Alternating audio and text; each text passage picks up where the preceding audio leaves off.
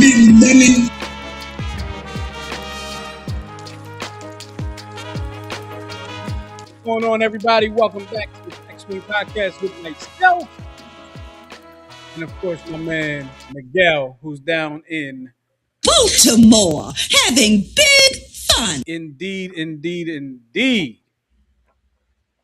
A lot of stuff going on in Baltimore. It's like, no, I don't really know. Miguel have to let us know. But we are back for yet another Wednesday night, 8 o'clock. We are here. We are live. This is live, and if you're watching this right now, you can share us out with all your friends, family, and enemies, and let them know that we are here for them. The heck? Okay, that was weird. I don't know why that's on there, but okay. Um, but we have a show to talk about. A lot of things going on. The what is it? Major League Baseball is in their spring training sessions. The games will be starting soon. World Baseball Classic will be starting soon. Phillies made a an interesting signing that Miguel has brought to my attention, and we're also going to talk about a little infidelity or something like that, something along those lines, something like that, right? Um, and we got to talk Olympics, a little bit of Olympics. It hasn't really done it for me this year, but we're going to talk a little bit about it. And of course, NBA All Star Weekend was this past weekend, and I would like to get your thoughts on it. But before we get to all that, I like to ask my folks how they've been and ask them what's going on. So Miguel, Sir, how you been? been well, sir. The snow is finally subsiding. So all the snow that they decided to remove from the street and put into empty lots are now becoming small lakes and rivers as expected. So yeah. I was hoping you was going to keep talking because I have some food here, and I was just going to be Oh, uppercut. okay. I mean, I can keep trashing the city of Baltimore's municipal system if you like. The Totally. uh, I need a few bites because I haven't eaten today. why have you not eaten today, sir? I don't know. Are you forgetting to eat at this age? No, no. So if I'm being honest, um, I didn't like bring anything for lunch today, and I wanted to like bring my lunch this week. But I also was not in the mood to go and get junk food, like from a convenience store or a You fast could have food. got a you could have got a healthy salad from the Wawa that's around the corner from you. Interesting that you say that because I the only thing I've eaten the past 2 days, or I shouldn't say that. The only thing I've eaten since Monday night was salad. I had a salad Monday night. I had a salad yesterday, and now I'm having a burger. I was just about to say, are you celebrating Ramadan? But the burger would negate that. Nope. I'm having a burger now. Sun is down though, but I'm having a burger, and it is delicious. If I do say so myself. All right, sorry y'all. Sorry for being unprofessional, but It's what we do here. you can do that sometimes. You can do that sometimes. So let's get to some of the particulars before we get into the show, because I got to hear about this signing of an 11-year-old shortstop. Now, I did not say that incorrectly. I did not say that incorrectly. The Phillies signed an 11-year-old shortstop to a $1.8 million deal. Miguel, please tell me Hmm. about it. So the way that this is being worded is that it's what's called a pre-agreement, right? So it isn't actually finalized, nor has it been paid yet. However, the Phillies have reportedly committed the money for a shortstop, left-handed shortstop or left-handed hitting shortstop named David Basabe. Um, I'm glad you pronounced that correctly. I- So here's the thing: the all Major League Baseball teams are given the opportunity to sign international players, right? They can't go past a certain number. I can't remember what that number is, but they have allotted funds to sign international players. Okay, let me stop you real quick, just from my understanding and for people that may not have an understanding. When you say they're allowed to sign a certain amount, each team is allowed to sign a certain amount of international players. Does that mean players that are not playing in the United States right now, that are playing overseas that are not American citizens, and they sign them and bring them over to be on their team? Or are you talking about in general, you're only allowed to have a certain amount of international players on your team in general?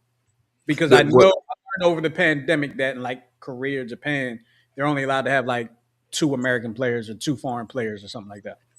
right? The first thing you said. So it's really an a lot. Of, not I didn't. I. It's not really an amount of players. It's the amount of money. Okay. So each team is allotted a certain amount of money. So like for instance, the White Sox signed that Japanese third baseman, Hmm. and I think the Cubs signed the Japanese pitcher or somebody signed.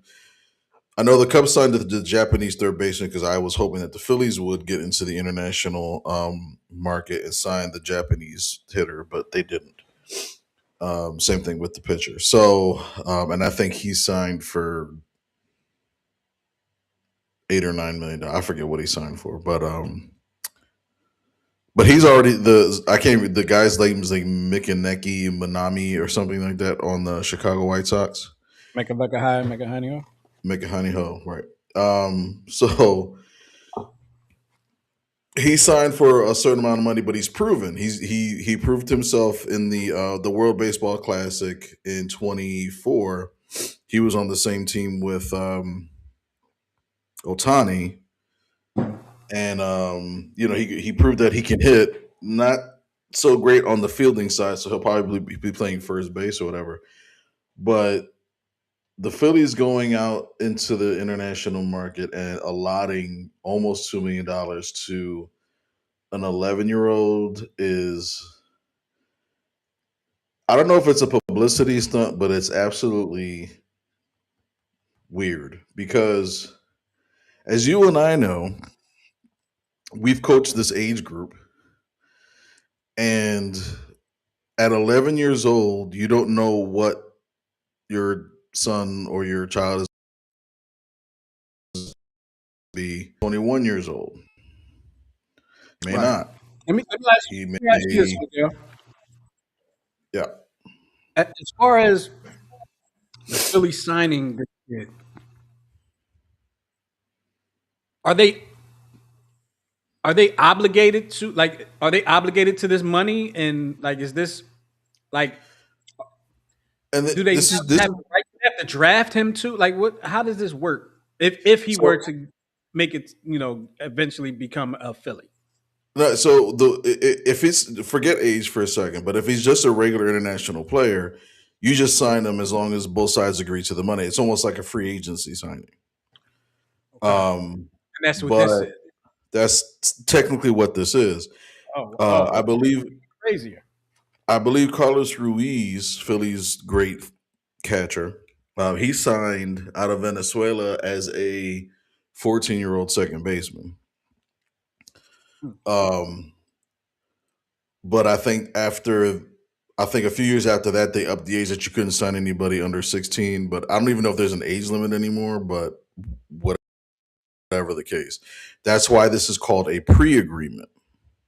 Wow. So even though yes, they what the Phillies basically did is like tell the world that we love this kid so much that we are going to verbally commit, even though we all know that verbal commitments are crap, that we're going to verbally commit almost $2 million to this kid because based on what they said, and I quote, he has the best offensive tools in the 2031 class. So whatever he showed, and there's only one clip of him hitting an opposite field hit against a grown up. Um, and it looked to me like his swing was kind of slow. It was kind of dragging through the zone. And anyway, um, um, I agree with I but agree with Leslie over here. Insane. right, it's insane. I don't know. Answer me this, Miguel. Didn't they do something similar a year ago with Ronald Acuna Jr.'s like little brother or something like that, or cousin or something like that? Didn't they? They did a verbal commitment, or they said he verbally committed that he was going to be a Philly, but there was no money attached to it. No one, the Phillies didn't say yes. We're going to pre-sign him to X amount of dollars. There was never any dollar amount. It was just like, yeah, in 2042, you're going to be, the first person we signed in the international league. So it was just a verbal thing. But this, they assigned money to it. I think this is crazy. I think this is crazy because I'm thinking of myself at 11, right? When I was 11 playing like little league baseball, whatever, I was decent. I was pretty good. I was one of the better people in the league. I don't think I was the best, right? But Hmm. what I'm somewhat sure of is, and I'm not bragging. I'm not saying this to brag. What I'm somewhat sure of is I am the only one from my era of that little league in that league to play Division One baseball in college. I guarantee you there would not have been a college wanting to sign me at 11 years. A college, not even a professional team, a college wanting to sign me at. I would doubt that there was a high school that wanted to sign me at 11. Maybe it's possible. It's possible. I was kind of fast. No, I didn't get fast till high school. I didn't get fast till high school. So no, no. I mean, it's crazy because life can take so many turns from a young age. You know what I mean? Like, so let me Hmm. ask you this, and I feel like you may have already answered it, but I just want to ask it again. Are the Phillies obligated to this money anytime soon? No, and the reason why is because legally the player can't even sign the contract until he's 16. Gotcha. Okay. So that's why it's called a So pre-agreement. they're like, at 16, you're gonna get So 1.8. right, and they can verbally say that and say, "Well, he's not hitting like we thought he would in high school, so we're gonna renegotiate that." But to put a number, that's why none of this makes sense. It just seems like an oversized publicity stunt. Well, I will say this, and I'm not changing subjects. I'm just putting things in comparison. Now, and I don't think this is a. I mean, it's a crazy move, but I don't think it's too crazy based on the fact that they're not really committed to this money, obligated to this money. But just to think about it, I'm gonna read this comment and I'm gonna go to my comment if I remember it. They said, I have an 11-year-old right now who is barely deciding what sport he likes better, soccer, basketball, or track. And there's that whole thing too. The kid may not even want to play baseball. Well, he's from where? He said he's from Venezuela. No, choose. Venezuela, yeah. He's from Venezuela. I was right. Yep. Okay, so he's either going to play baseball or soccer, right? Is that racist? I don't know. Might be. Not trying to be, but that's what Venezuelans. Those are the dominant sports there. It's not Yeah, it's just yeah. facts. It's It's like not. saying that somebody in the United States is either going to play baseball, basketball, football. It is what it is. Um, So so my, the my so comparison was real quick. I'm sorry. My comparison was like this. This sounds stupid, even though it's not really a commitment. It sounds stupid, and I compare it to the 76ers. My favorite team. Where last week was it last week? They did something that I deem as stupid, where they traded second year player Jared McCain for some draft picks. But then they turn around and sign players to replace this kid that are not as good as this kid. So what was the point of trading him in the first place? If you're just going to sign others to replace, come on, man, come on, man. You big dummy. I just got to give that to That, 76.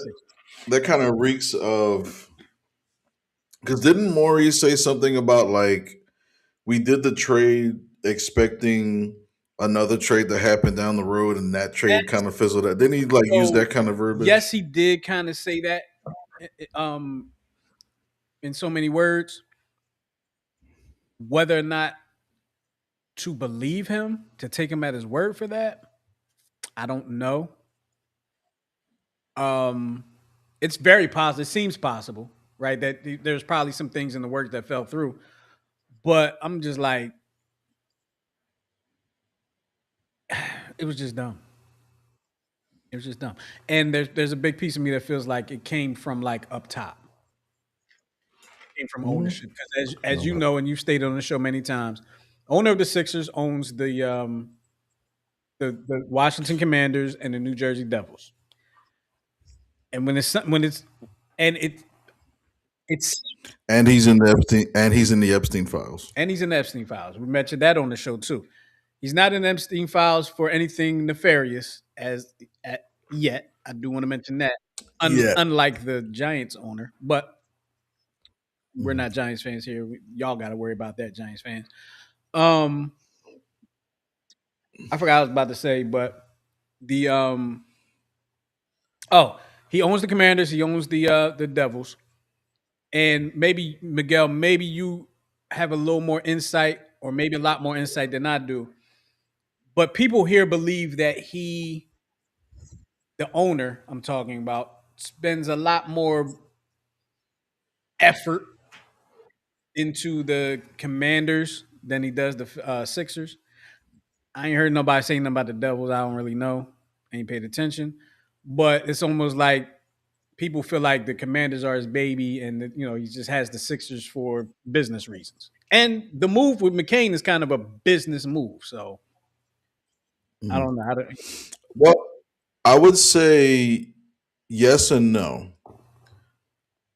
The Sixers were his baby when he was trying to move them to Chinatown, downtown Philly. Remember, he was trying to get the venue down Mhm. there. And then when he finally got the agreement to stay down in South Philly, almost that same week, once they did the agreement, which was like really odd because it came out of left field, and that's just the way we do things in Philly government. Um, he started negotiating the deal in DC to get to reopen the old RFK Stadium and build a new venue there. Okay. So, and they just released the plans. So, I think it's going to be like a glass dome, and you'll be able to see um, the Washington Monument with the lights and all that bullcrap. I'm sure there's a lot more Um, smarter people than me building this and engineering this, but I don't think a glass dome is a good idea. well, they got it in Minnesota.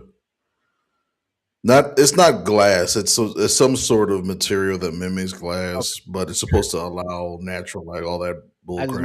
I didn't want stuff to get like magnified or something. No.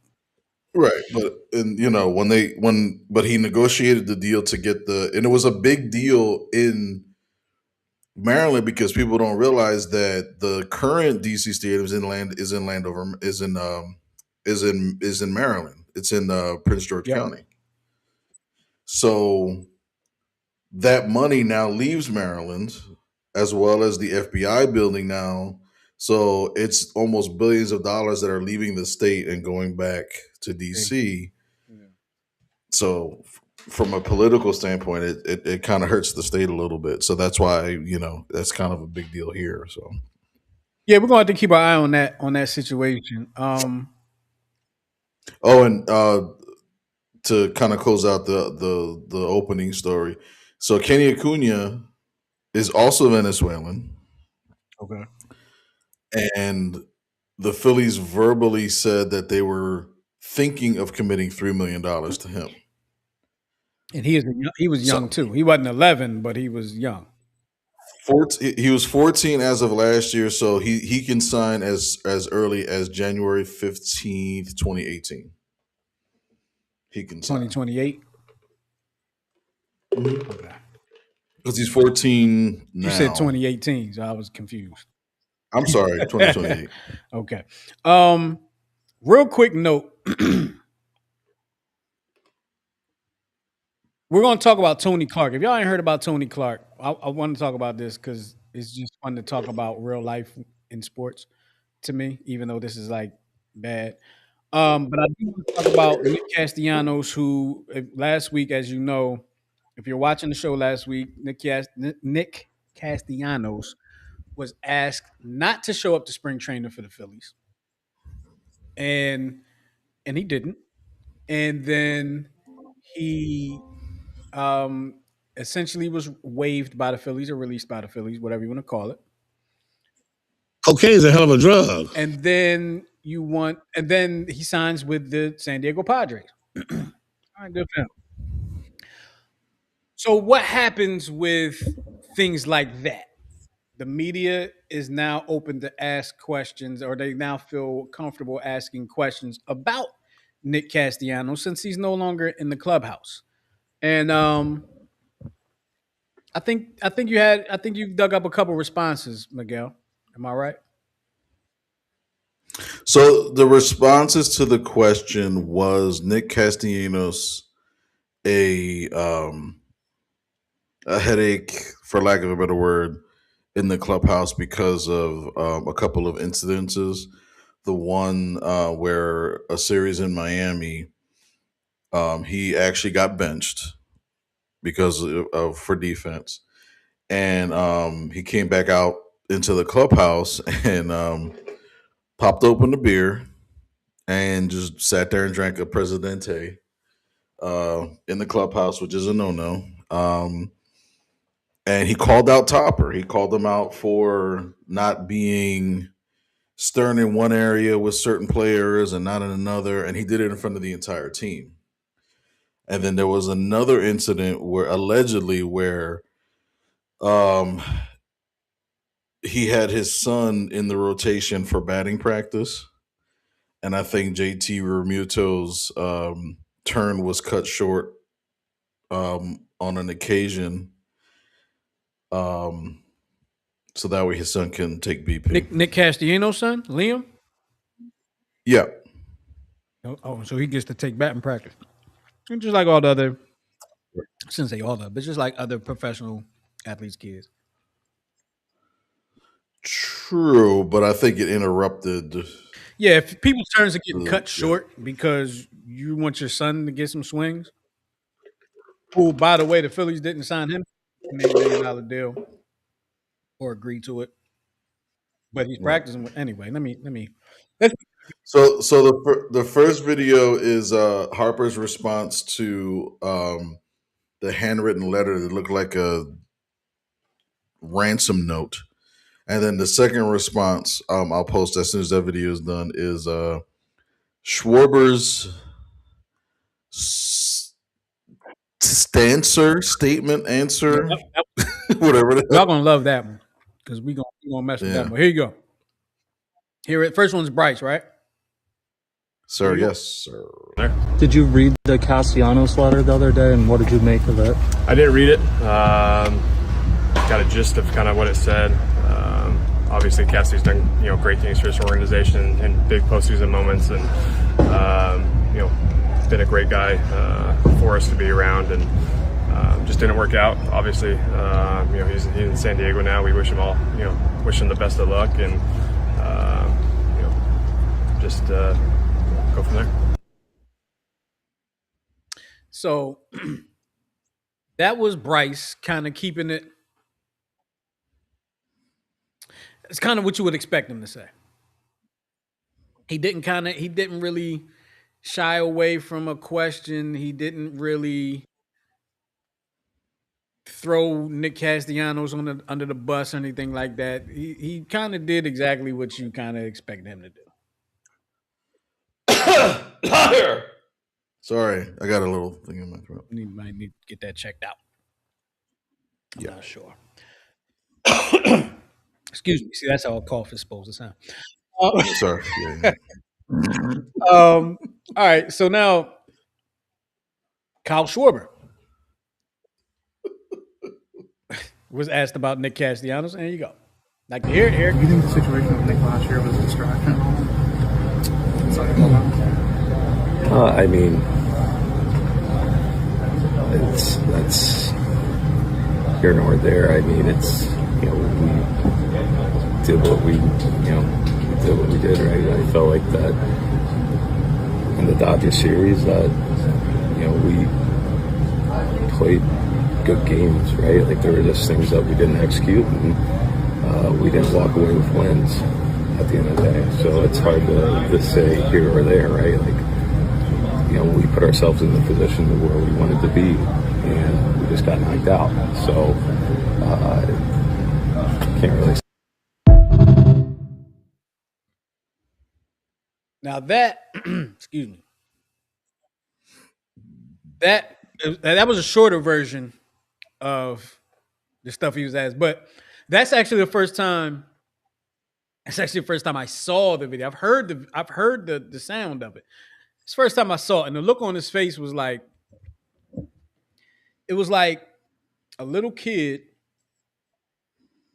that doesn't lie and knows he's not supposed to lie, and he's trying to find the right words to not lie. Right. His mama told him, "Listen." No, it wasn't a distraction. Like he went all over the place with it. But he just was like he obviously was like he didn't want to lie, but he didn't really want to tell the truth either. So he just had that look on his face. He had that look. So Cocaine's a hell of a drug. y'all got to remember that. All right. With all that being said, Castellanos was gone. The Phillies players that are still here had Schwarber and Bright. By the way, did you see his new look, Who's new look? Castellanos? Did he shave the beard and stuff, right? Yeah, he's completely clean shaven, short hair. He looks like a Is that a San Terminator. Diego Padres thing, or is that just something you think he probably just decided to do? It's definitely not a Padres thing because I've seen other Padres with beards, but yeah, he looks like I don't know, like he looks 12. Well, he looks like he doesn't play for the Phillies anymore. That's what he looks like. So, we ain't listen. It's probably going to be the last conversation we have about Castellanos, unless he does something when he plays against Philadelphia. All the best to you, Nick Castellanos. Thank you for your time and your service here. I wish you all the best, except for when you play the Phillies. And I think his replacement is going to be something else. Did you see Odalis Garcia's how jacked he is? Yeah. I'm hoping that he doesn't get like hit with a steroids thing halfway through the season. I mean, look, you get Max Kepler. What was the pitcher's name? Slipped my mind. Alvarado. Huh? Alvarado. Jose Alvarado, Max Kepler, Paul George. All getting knocked for anti-doping stuff. Philadelphia was never really that place, right? The only person that got knocked for that, and I'm sure I'm wrong, but it was Lane Johnson one time. So Carlos Ruiz got dinged for 25 games one year because he uses Adderall, but he just didn't get the script. Mm-hmm. So he got the script, and everything was finally, everything was good. It was just a formality, but yeah, but it's a rarity. I mean, it's not common all over the league, but it's a rarity in Philadelphia. We just really haven't been hit with that. But over this past year, we got hit with 3. Actually, I guess Kepler isn't us really, but he was just with us, so that's why I say us. Tony Clark, real quick. I'm gonna step into this. Tony Clark resigns as the Major League Baseball Players Association director. after an inappropriate relationship with his sister-in-law.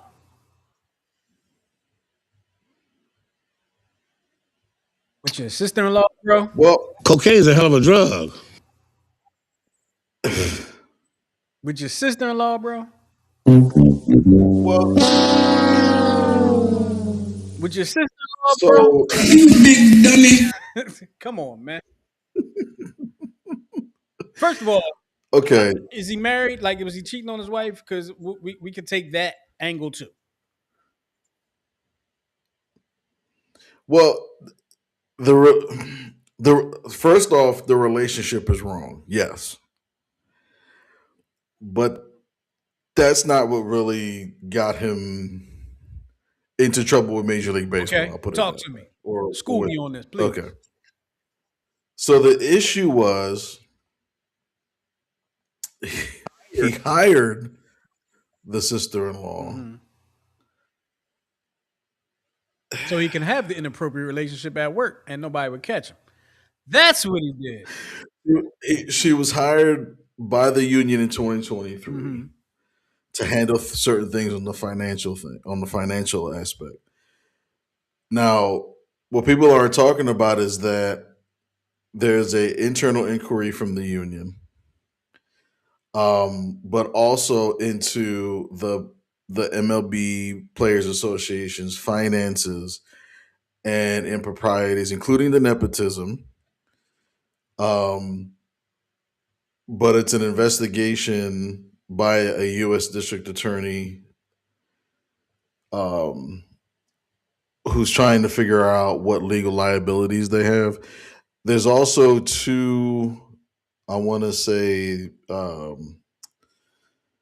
related. There's two organizations where they're questioning the use of funds related to profits from one company called One Team Partners, which is a multi-billion-dollar group licensing company, who's also partly owned by another company called Players Way, a youth baseball initiative that was supposed to spend millions of dollars to help support a handful of events. But allegedly, there's been some short changes there, so not all the events were funded.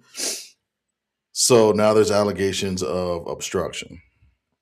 So it's not just the sexual impropriety, it's what it caused in the investigation, what was found during the investigation. So it may be a source of financial hanky spanky, I would like to say, and this is nothing against you, Miguel. You were doing your job just now. I would like to say that Thanks. all that you just said was boring. I want to know about the yeah. I want to know about the yibbity dibbity that was going on. Yeah, all the money and all that stuff. Yeah, that's what they really got in trouble for. But I want to know about the yibbity dibbity was going on. What the heck was going on? You bought in. I'm trying to remember. I'm trying to remember what Tara from the 10-7 show calls it, but I can't think. I got to make up my own word now. You bought in your sister-in-law so you can boink.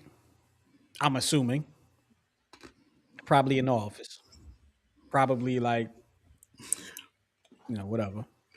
Oh, you want the like the HBO Showtime After Dark details. I don't care about the money. I don't care about that. That money ain't got nothing to do with me. It ain't take no. I want to hear about. So when M.A. Udoka, I believe his name was coaching the Celtics, and he had an inappropriate relationship with a coworker. We didn't hear about the relationship part of it. Yes, we did. We didn't hear about other stuff. All we heard was the relationship part. And the fact that the man was cheating on Nia Long pissed off every man out here. Pissed off. Like for real, dude. Who does that? I don't know. Him. Ladies out there, any ladies that's checking us out right now, I have a question for you. You can call us up and to answer this, you can hit us on the 24-hour text line at 484-606-6061, or you can call us at 727-731-8267, or you can just leave a comment in the chat.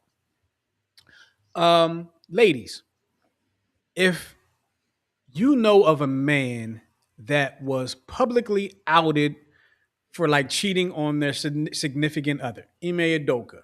I'm trying to think of somebody else that did it. I can't think of it right now, but there's plenty of other. I just can't think of one right now. Publicly outed, right? Would you be inclined to have a relationship with that man afterwards, like after that, or would you say, "Nah, I know what you about. Kick rocks." I'm interested. And fellas, y'all can answer the question too, and vice versa. If there was a woman that was publicly outed for cheating, you know what, fellas? Don't answer that question. Oh man, don't answer that question, fellas, because I know there's some guy out there that's saying, "Well, it depends." I know there's a guy out there saying right now, "Well, it depends." Okay, because I'm probably one of those guys that probably would say that. Well, it depends. Depends. And if you watch the 10-7 show at all, you will know for me what it depends on. Ryan said, all I know is that man cheated on Nia Long. He bugging. Oh, I forgot about this one. Thank you. Eric Benet cheated on Halle Berry. That's right. Cheated on Halle Berry. Ladies, would you be inclined to get into a relationship with Eric Benet? Knowing that, I mean, listen. No offense to any ladies out there, but back when he did this, Halle was considered the baddest woman on the planet. At least the baddest black woman on the planet, right? If he could, man, hold on, wait a minute. I forgot. Eric Benet cheated on Halle Berry. David Justice cheated on Halle Berry. Did Derek Jeter do? I don't think Derek Jeter did. But Derek Jeter got like everybody's. I don't know. He might have. But damn, Halle Berry, what you doing? What you doing over there? But ladies, yeah, just let us know if you would be so inclined to start a relationship with a man that was publicly outed for cheating on their significant other. 3 ways to hit us up: the 24-hour text line. That's 484-606-6061. You can call us up 727-731-8267, or you could just put your comment in the chat. It's all good. Arnott said, "I'm getting away from my keyboard now." Yeah, don't answer that question. All right, so are we moving on? Let's move on. You had some videos before we move on, right? Because before you get to the videos, I'm going to put this question out there for everybody that's checking us out right now, and make sure you share us. Hit the like button, hit the subscribe, whatever the case is. I want as many people to answer this question as humanly possible. How did the new NBA All-Star Game format work for you, where they had 2 American teams and a world team, and there was a round robin tournament with a winner eventually at the end? Let us know what you think about that before we get into the topic. But Miguel has a couple videos that he's going to that he has scoured the internet for. I'm not victim shaming. I'm not. But here's what I will say, and everybody will agree with it. When the same thing happens to you over and over again, like a few times, like I'm not saying it was her fault, right? But let's just say you're a baseball player and you keep getting hit in the ear over and over again. A few times might be an accident, a few times might be on purpose, but eventually you probably might have to look at your batting stance and what's going on with you. Are you hanging your head over the plate? Something like that, right? What is it about you that gets you cheated on? Right? Now that's kind of victim shaming, right? But if you are always getting cheated on, there's something in you, right? Because now this turned into the 10-7 shows. I'm gonna turn this around real quick. Because whether it be something you can control or cannot control, if the same thing keeps happening to you, it's either something you're doing or it's the decision you're making in the significant others. It's one or the other. All right. I'm gonna just put it like that. Not victim shaming Halle Berry. I wouldn't do that. Wouldn't do that. Oh Lord, I'm hitting the button too many times. Art, I said I love the new format of the NBA All-Star game. This was a more competitive year than in the past. I should have waited until after the videos to put that up. So I'll bring it back up afterwards. But you have some videos for us, Miguel. Yep. So college baseball has officially started. So we had our Of a, what? Huh? I said we showed a video last week of a situation where where the kid broke his leg and all that. Did I show that? Yeah. Oh, you're about to show it again? We can show it again. Some people didn't see it. No. This on the home run, right? I sent Yeah. it to you, but we didn't show it on the show because I had just I hadn't. We showed it on the show. No, we didn't. Okay, well we'll show it today then. But it's not. I'll show that later. Okay. But this is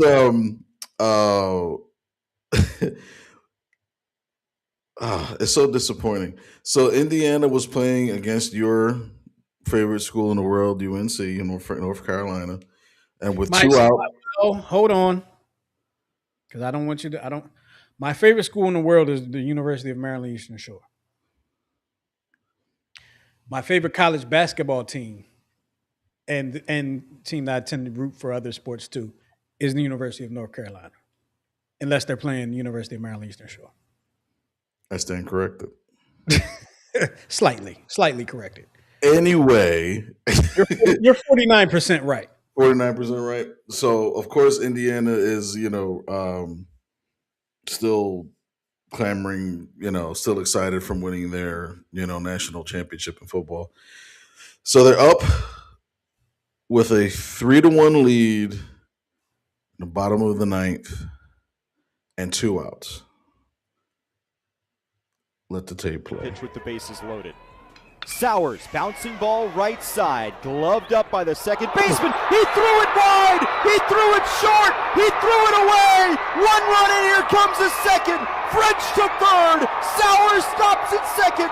And about as routine of a routine play as you will ever see from Aiden Stewart is anything but. He threw it away, and the game is tied. And then a couple pitches later, this is the end result. Oh, okay. Next pitch. Winslow, fly ball, left center field, carrying toward the scoreboard. Good night!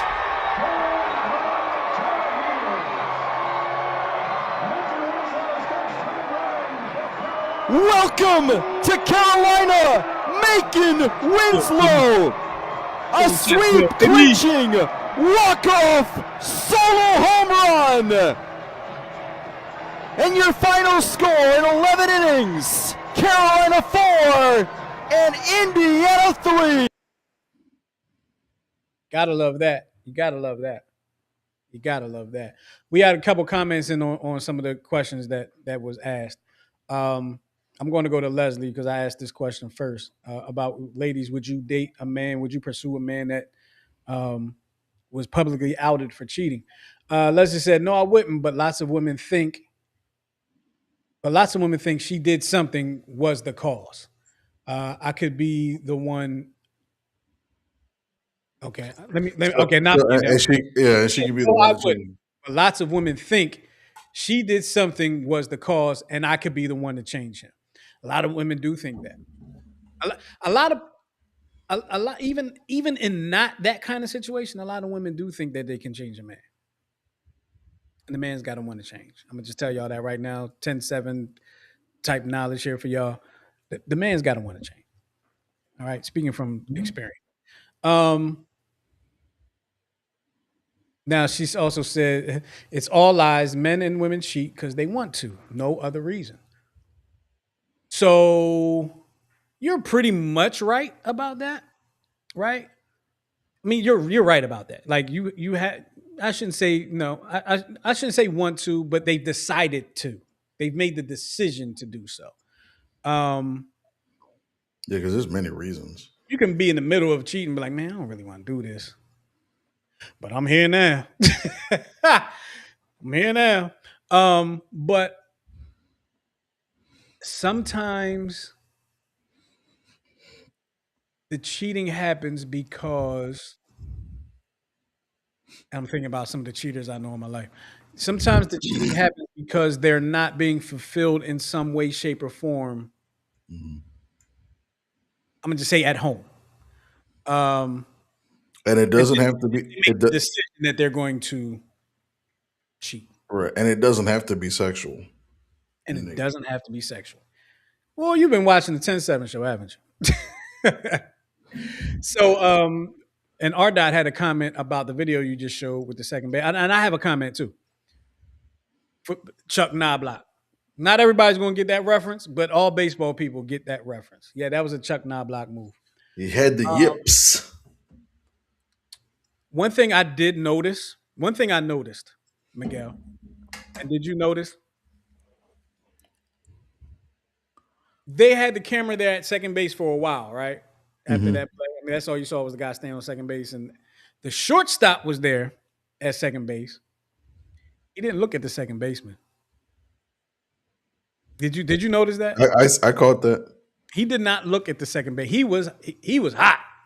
I don't know, if he's an underclassman or upperclassman and what the second base. I don't know what the dynamic is there. But that shortstop was not happy. Unranked team playing up to bottom of the ninth against the 11th ranked team in the country. And you spike one. Look, I've made my share of errors in college too. But what I can say is none of them happened in the ninth inning. Unless you count a pass ball as an error, which doesn't count as an error as a pass ball. Well, outside of R Dot and maybe one or two other pitchers, we had guys spiking the ball all over the place. That bad though? I'm talking about, I'm not saying no names, but R Dot knows exactly what I'm talking about. That bad though?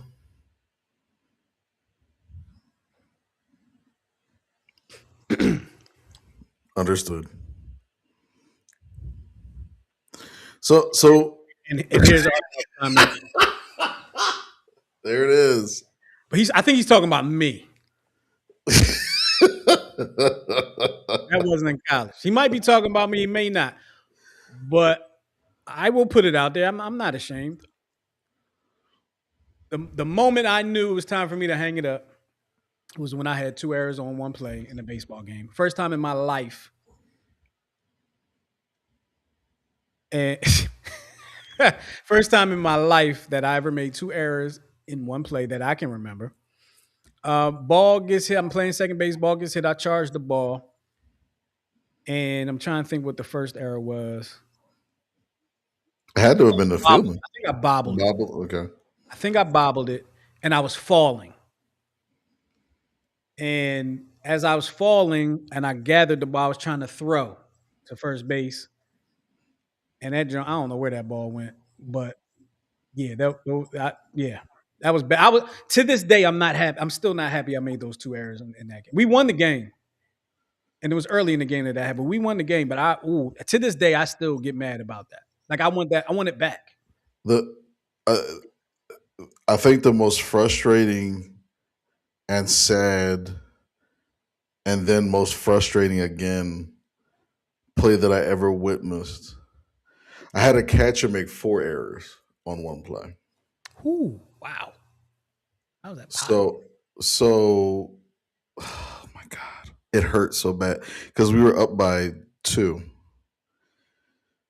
Bunt in front of the plate. He throws the ball away.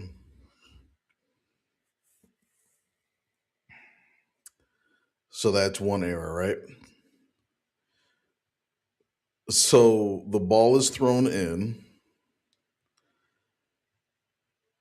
and it kind of dribbles in front of around the pitcher's mound. He picks it up because the runner overruns second. He tries to throw back, throws it to center field. That's two. Then there was on the same play, the center fielder throws it home. Guy's out by like 10 feet. He drops the ball. The runner runs back to third. He picks up the ball, throws it to He third. picks up the ball and throws it to left field. He flew literally into the bullpen. That kid had an arm, huh? Sure. So, yeah, you just got the explanation, or Dot. You just got the explanation. There you go. That's how it happened. 3 throws and 1 drop on the same damn play. Mm. That takes some skill. I think I had no words in my post game. I had no words. Like I just like Did that end the game? yes, the overthrow. Yeah. Yeah, there's nothing you can say. I remember getting into my car and texting my director. I was like, I can't cut players like now, can I? Miguel is so quick to pull the trigger on somebody to get rid of somebody. Miguel just talking about cutting a kid, y'all. Because he made mistakes. He didn't say bench him, he just wanted to cut him. For Eric. Like this kid was named Kyle Schwarber or something. This kid, you had to see the look on everybody else's face that was standing behind him. I can imagine. You know what I mean? Like I needed to call He probably wanted to cut the kid for his safety. correct, among other things. Yeah, sure. Let me get this- Yeah, that's why he wanted to cut him for his safety. let me- Sure you did. That's right. Can you entertain something for me, please? Because I made a promise to somebody that I would explain something to them.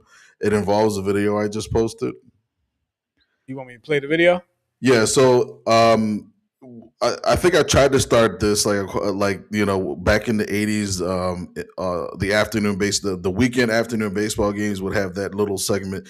You make the call, you know, Oh yeah. whatever the case may be. So all I will say is that for what the umpire calls him out. So, but we can kind of go and get into it.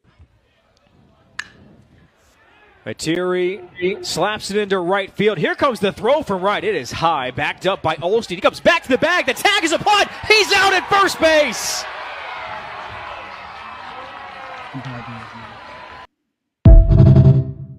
Umpire got it wrong. Yeah, I did you send me this? Somebody sent me this video. I sent it to you. Umpire got it wrong. So, okay, you claim he got it wrong. Why do you think he made the call though?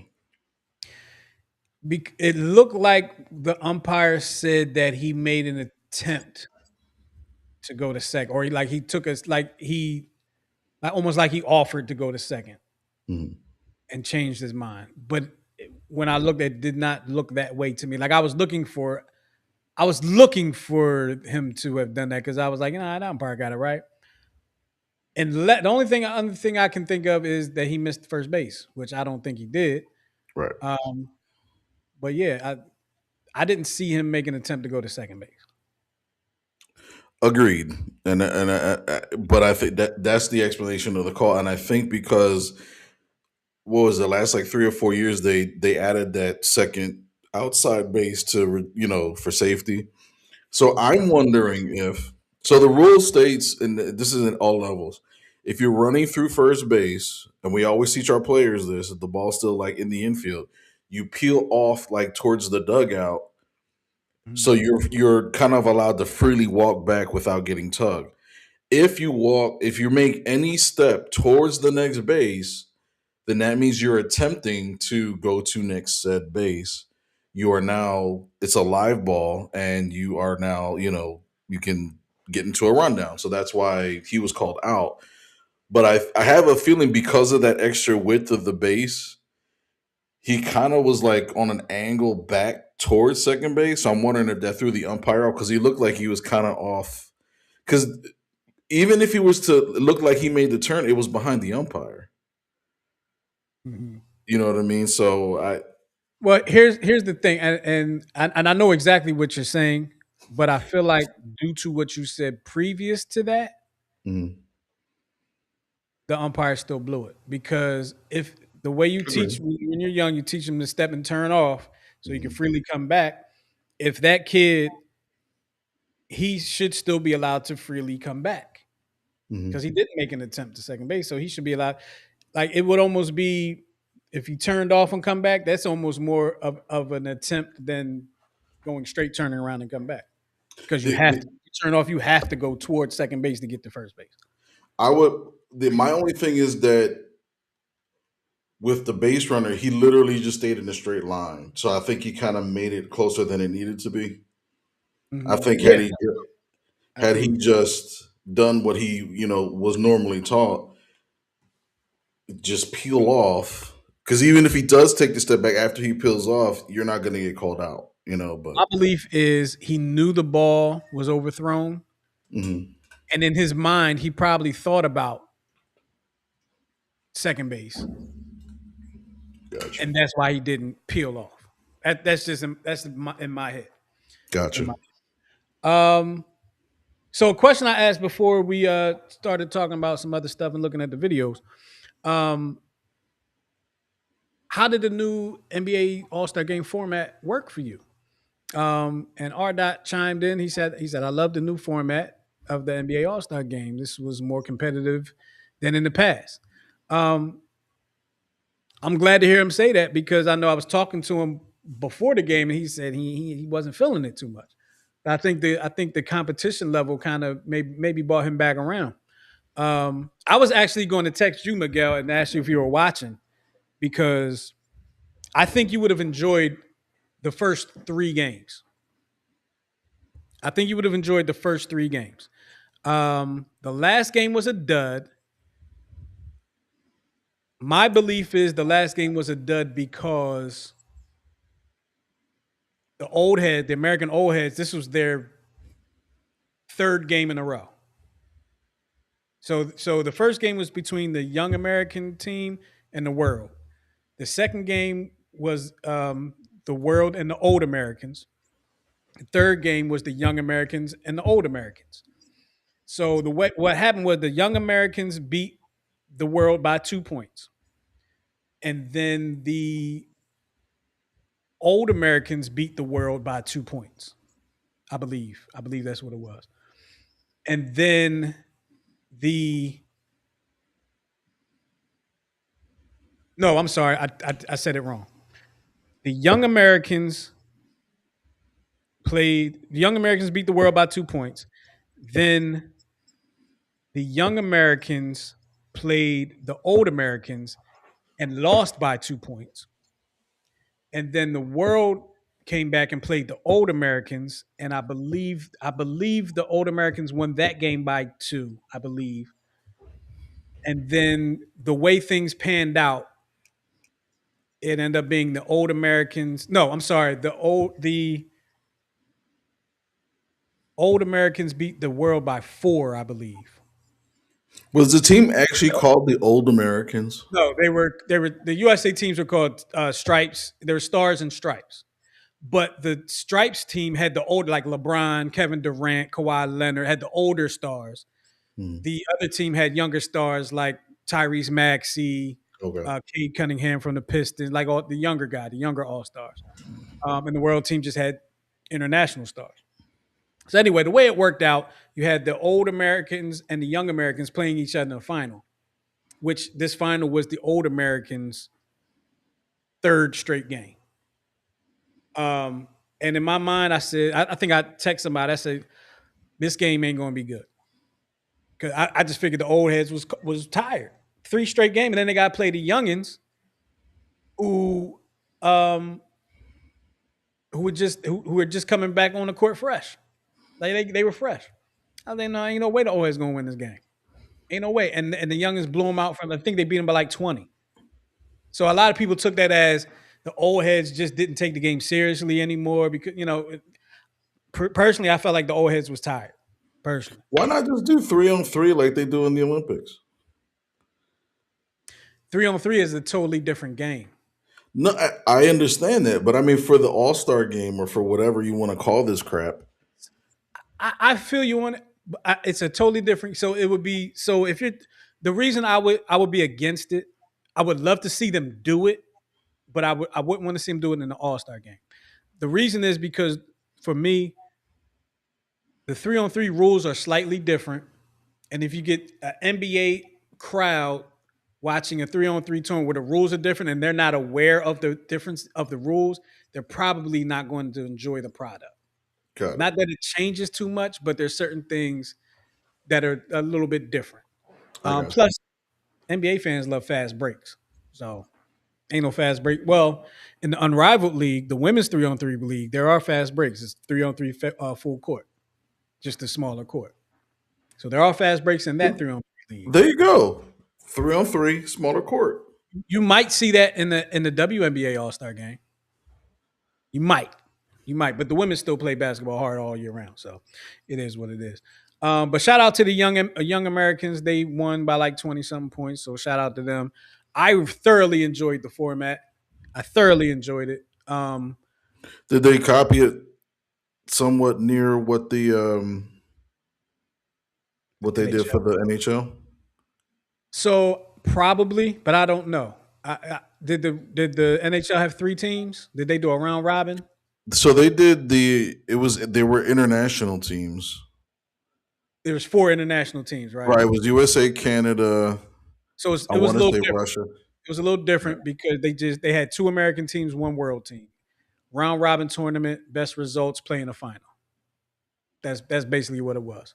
But also as a side note, NBA All-Star Saturday night wasn't that bad. But here's my gripe. Can I take a moment and gripe, Miguel? Sure. The damn thing started at 5:00 in the afternoon.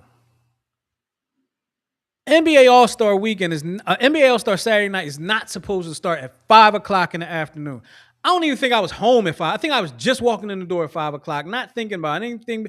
7:00, I turn on the thing, and I'm catching the final round of the 3-point contest. What? What? What? I was hot, and I'm told it's because of the Olympics. I was not happy. Mind you, the All-Star game was in LA.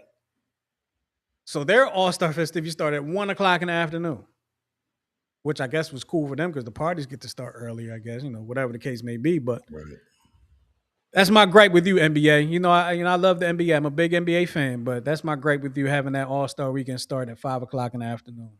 The NHL actually canceled their All-Star game because the Olympics. Because of the Olympics. So they're on a 2-week break, so they have 1 more week left. Right. So they come back. And real quick note, Rising Stars Challenge, the Rising Stars game, they also had a round robin tournament. They had, I believe they also had 3 teams. I don't know how they divvied them up, but I think one of the teams was like a G League All-Star team or something like that. But VJ Edgecombe, Sixers rookie, VJ Edgecombe won the Rising Stars MVP. Also made they gave Vince Carter hell for this, but he made the winning free throws in the championship game. So they kind of gave Vince hell like, yo, you can't win games on free throws. But hey, man, it's the format. It's the format. I tell you what, if it wasn't VJ Edgecombe that made it and it wasn't VJ Edgecombe's team, I'd have been hot too. I understand it. Team Vince played Team Mello in the finals, and Team Vince won. Real quick note, because I know we gotta get ready to get out of here. I know y'all been hanging with us, man. I appreciate y'all. Make sure you hit that like button too. The U.S. women's hockey team in the Olympics, they are headed to the gold medal game to play against Canada.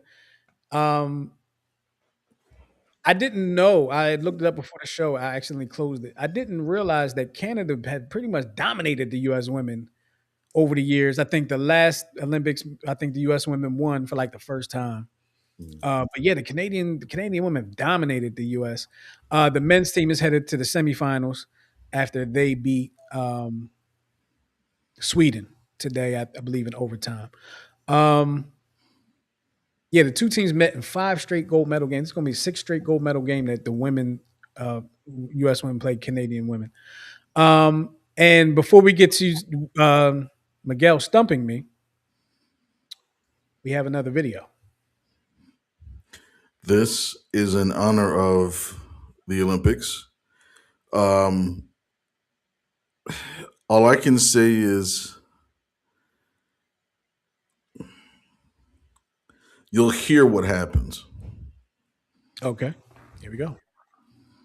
Yannick Bertrand.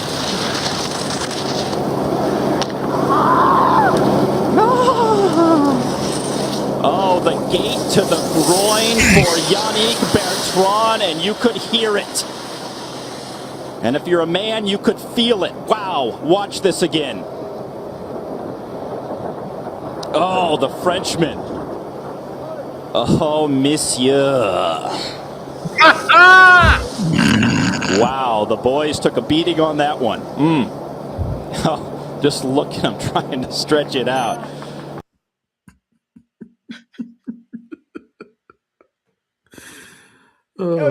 It's yours. Sure. That was funny. Dang, I feel sorry for that dude. Was that in the Olympics? Yes, that was That one. I missed that one. Ooh, wee. Ooh, monsieur. Moula, moula, moula. Mon ami. Woo. And it was immediate, too. You know how sometimes you get it's like, ooh, and then it Right. hurts later? That was immediate. It was like, oh. I will say, I think it was day 2 or 3 of the Olympics. I was watching some of that downhill skiing where they go like 70 miles an hour down the hill. Mhm. And I saw like 3 crashes in a row. And one of the crashes, the woman did what the guy just did right there. But the pole came out and was like stuck between her legs and her arm, and she couldn't, and just boom, right into the red fence. They call it the red wall or something. But yeah, it was an American too. She went right into it. Boom. Ooh wee, these crashes, man. I can't wait for the next Olympics just so I can see them Alpine crashes. I didn't realize they crashed that much. I know. All right. So let me get out of the chat so nobody can give me the answer. I'm gonna go ahead. Oh, let me show that. We got another one. Sorry. Just the home run, because I don't recall. I know I sent this to you, but I don't recall because I just downloaded the video to this. Like, Okay, maybe we didn't show it.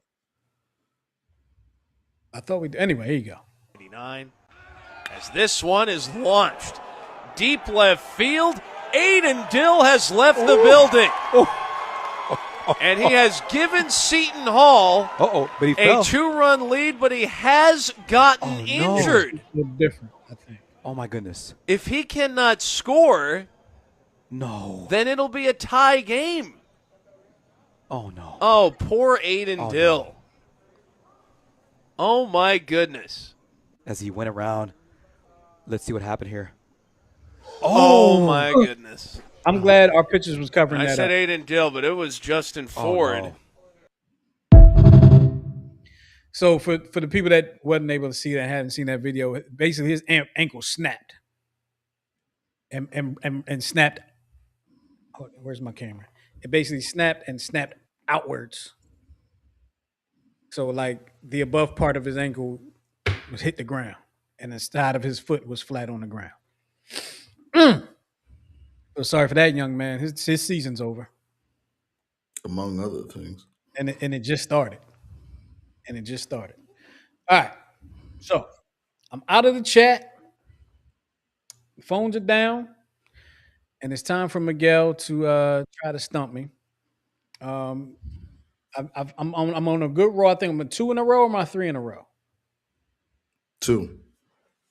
2 in a row, going for 3, and he's not making it easy. 3-time Pro Bowler, 1-time All-Pro, 1999 AP Defensive Rookie of the Year, 1999 The hell is all that? PFWA. What is that? All right, so he won the Rookie of the Year. One was from the Associated Press, and one was from the Pro Football Writers Association. Oh, okay. Okay. So he's defensive rookie of the year in 2 different associations. Defensive lineman, right? Yes. Started his career with the don't tell me, let me is that Seattle? No. Is it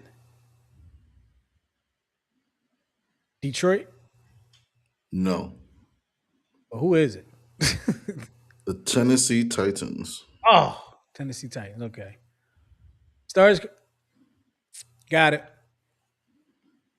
I got it. I got it. In the capital, only think the vibe skill if the elements don't murder you to ride as well. Okay, I'm not sure. But I'm thinking it's the freak, Javon Curse. Yes. One of my favorite players right there. One of I mine. wanted to be a defensive end because of 2 people, Javon Curse and Simeon Rice. I wanted to be a defensive end. Not knowing I was way too small to be a defensive end, but I wanted to be a defensive end and a kick returner and a running back. That's what I wanted to do.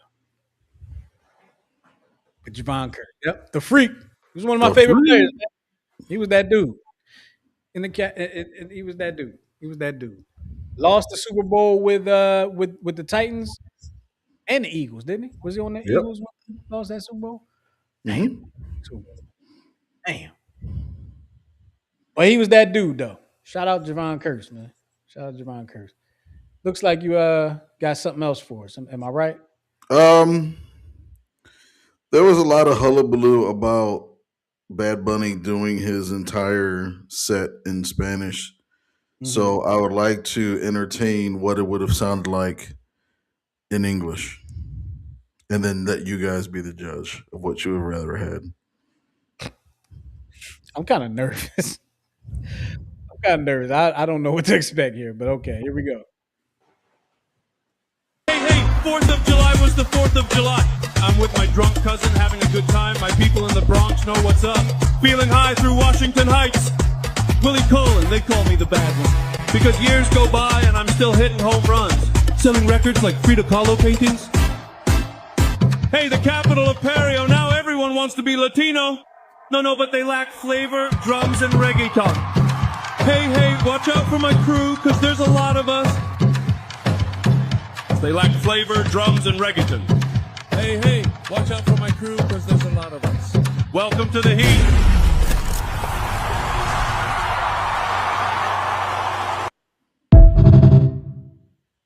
Is that really what he was saying? Like, is that true translation?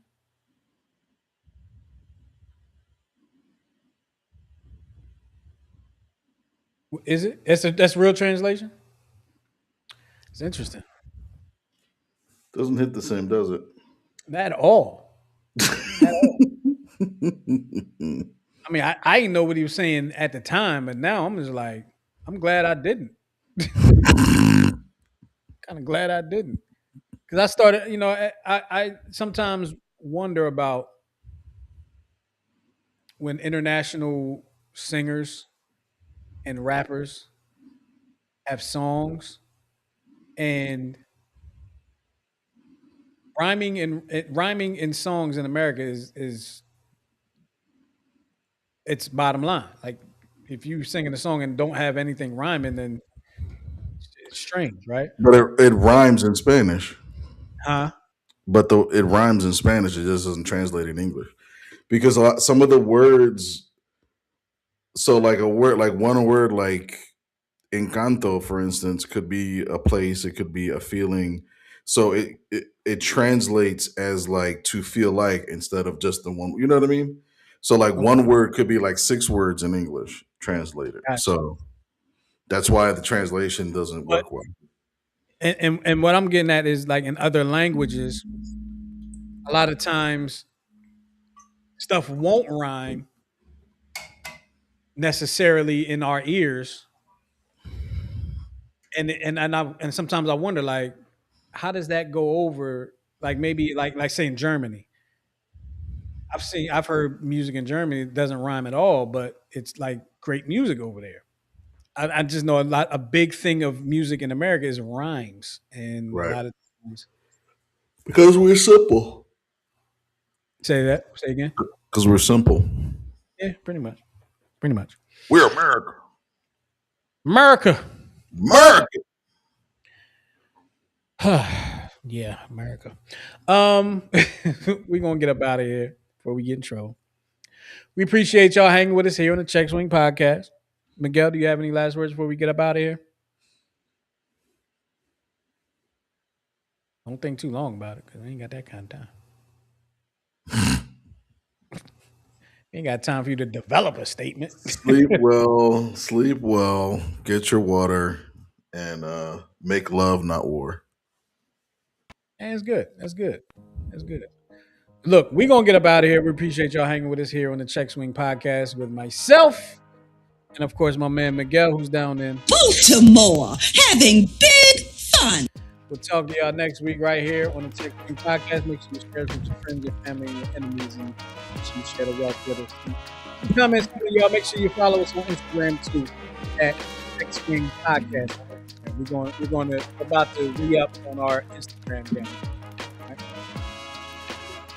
My elbows are ashy. I think so. Be glad your camera doesn't have like memory with that. Touche. Getting out of here. We appreciate y'all. We love y'all for loving us. We'll talk to y'all next week right here on the Check Swing Podcast. Peace out, y'all.